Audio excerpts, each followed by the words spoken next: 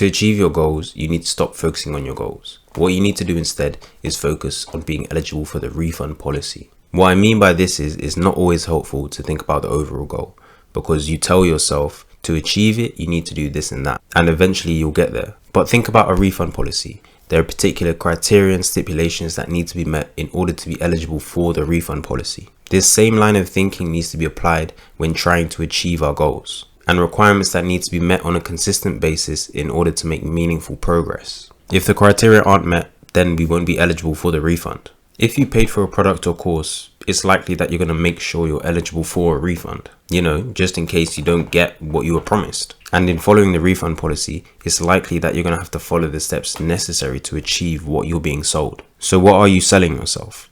This would be the goal. These are the consistent requirements necessary to move towards and reach your goal. Not meeting the requirements means you're going to be penalized and not be eligible for the refund. Everyone wants a refund and will complete the tasks necessary to get one. But if you do, then you won't need a refund. You'll likely be happy with what you got. I'll use an example.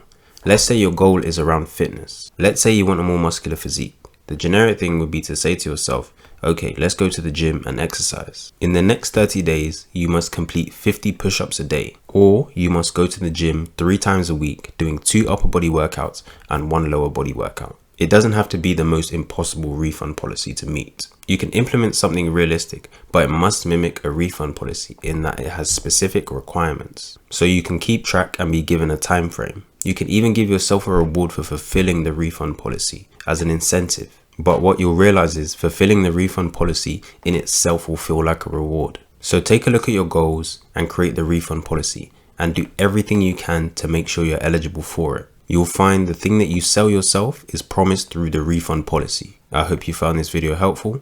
I'll see you guys in the next one. Peace.